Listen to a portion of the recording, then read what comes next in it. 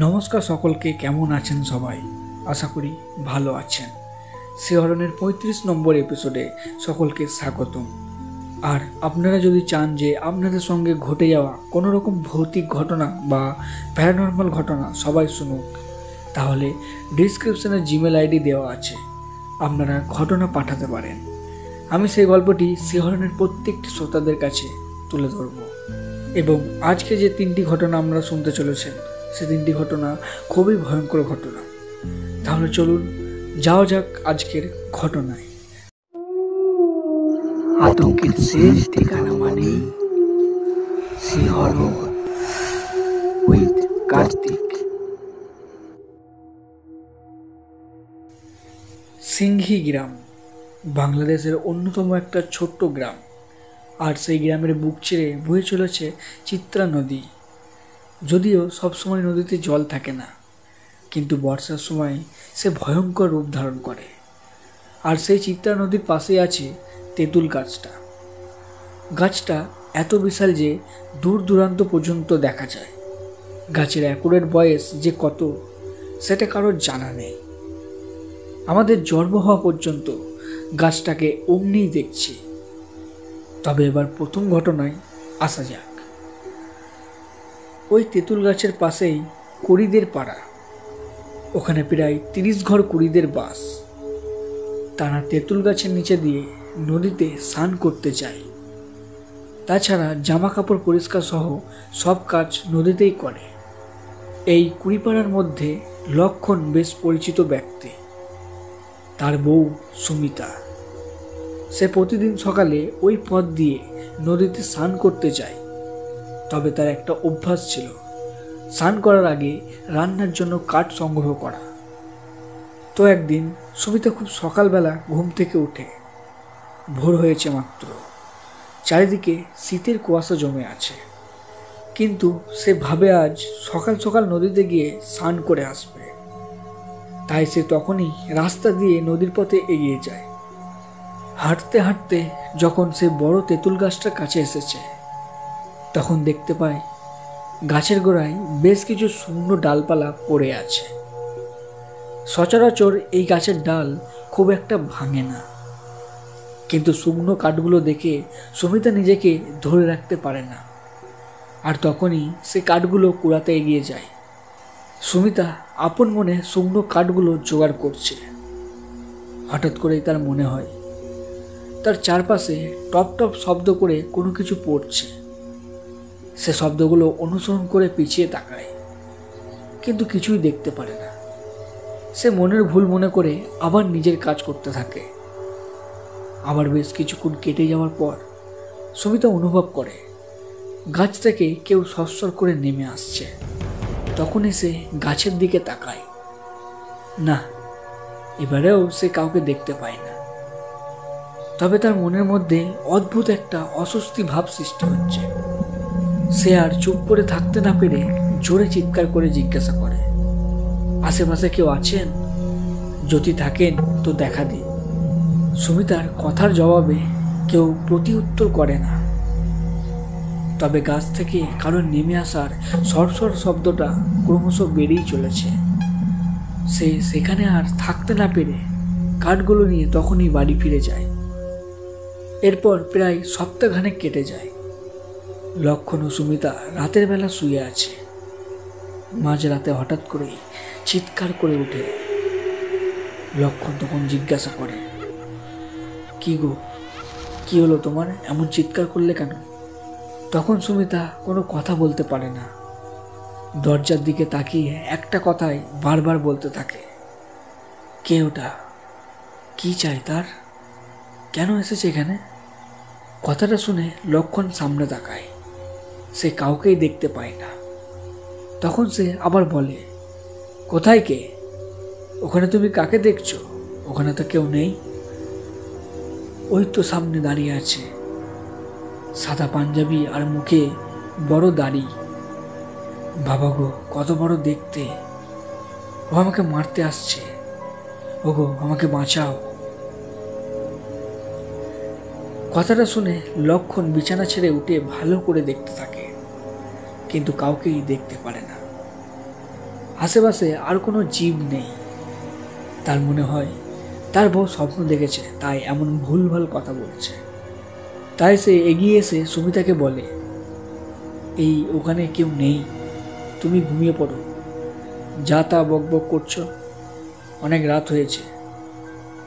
না না, আমি ঘুমাবো না, ও আমাকে মেরে ফেলবে আমাকে। কথাটা বলতেই লক্ষণের রাগ চড়ে যায়। সে তখন তার বউকে জোর করে শুয়ে রাখার চেষ্টা করে। তবে সেদিনটা পার হলেও সুমিতার অবস্থা ক্রমশই অবনতি হতে থাকে। সে ক্রমশ যেন পাগল হয়ে যেতে থাকে।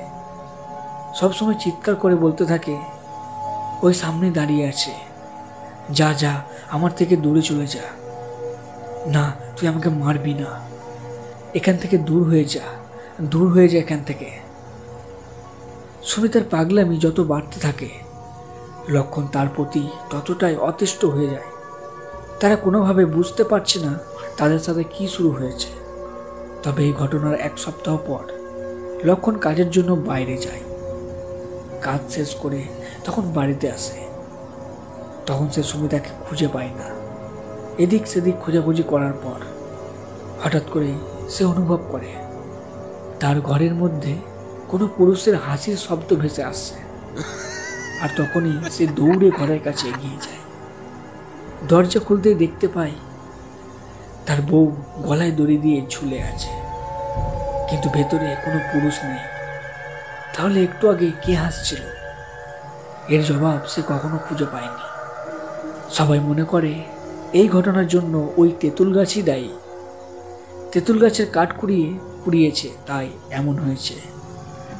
তবে আমার এখনো প্রশ্ন জাগে, সুমিতা কি এমন কাউকে দেখতে পেত যাকে সবাই দেখতে পায় না? আর সেই কি তাকে হত্যা করেছে? কিন্তু কেন করলো? এর সমাধান আমি নিজেও জানি না। এই ছিল প্রথম ঘটনা। এবার দ্বিতীয় ঘটনায় যাওয়া যাক। আতঙ্কের শেষ ঠিকানা মানেই শিহরণ উইথ কার্তিক। আমাদের গ্রামের আরেকজন ব্যক্তি, তার নাম ধীরেন দাস।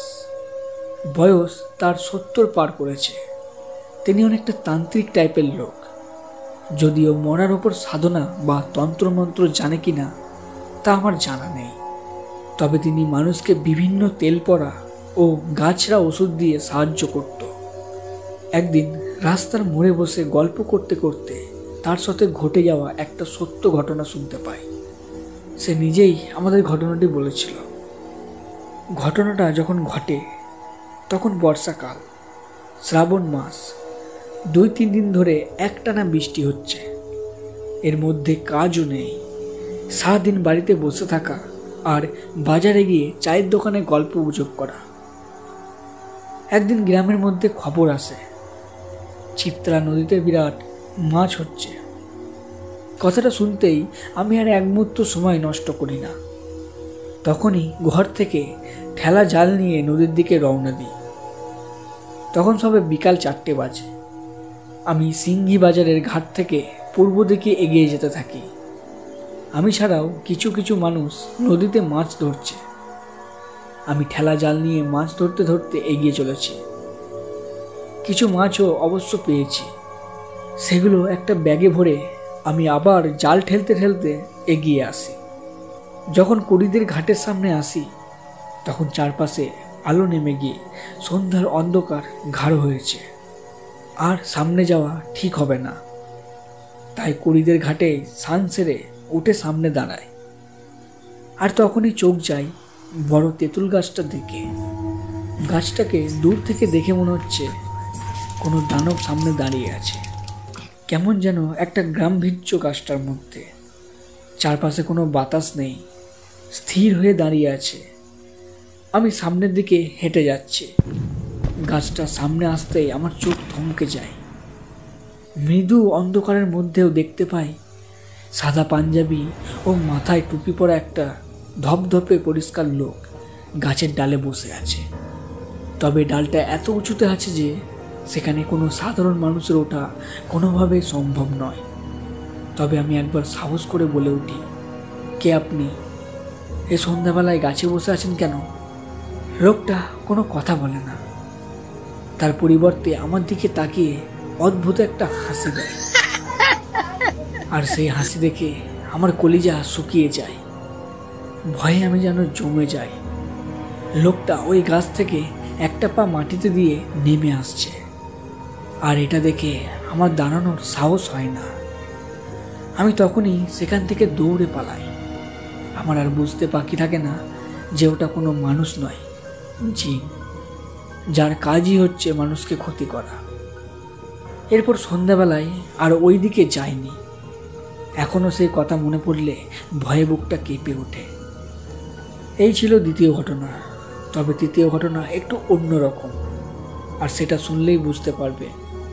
আর এই ঘটনা ঘটেছিল অন্য কারোর সাথে নয়, ওই তেঁতুল গাছ যার সম্পত্তি সেই রমজানের সাথে। রমজানের বাড়ি চিত্রা নদীর ধারে, তেঁতুল গাছের পাশেই। তেঁতুল গাছের কারণে নানা রকম সমস্যায় তাকে পড়তে হয়। প্রায় প্রতি রাতে তাদের মনে হয় ওই গাছ থেকে কোনো কিছু তাদের টিনের চালের উপরে পড়ছে, কিন্তু পরক্ষণে বাইরে এসে দেখে কিছুই নেই।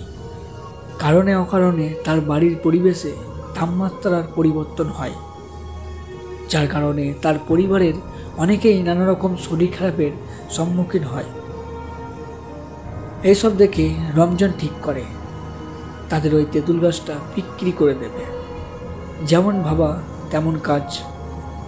রমজান দুদিনের মধ্যে একটা দালাল ঠিক করে ওই তেঁতুল গাছটা বিক্রি করে দেয়। কিন্তু সমস্যা এখানেই শুরু হয়। শুনেছিলাম যে দালাল নাকি গাছটা কাটার জন্য কিনেছিল, সেদিন রাতের বেলা সে রক্ত বমি উঠে মারা যায়। তার পরিবার রাতের বেলা কোনো মানুষের পৈশাচিক হাসির শব্দ শুনেছিল।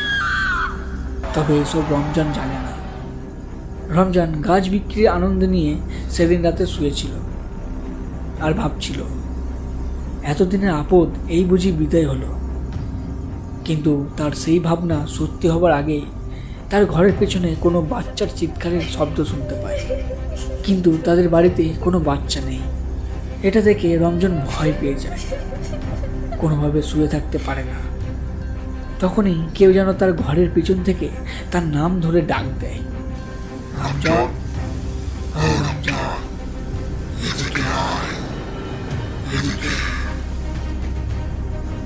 কথাটা তার কানে যাওয়া মাত্র নাকি সেসব কিছু ভুলে যায়। সে সবার আগোচরে নিঃশব্দে ঘরের বাইরে বের হয়ে আসে, যেন কেউ তাকে সম্মোহন করে টেনে নিয়ে আসছে।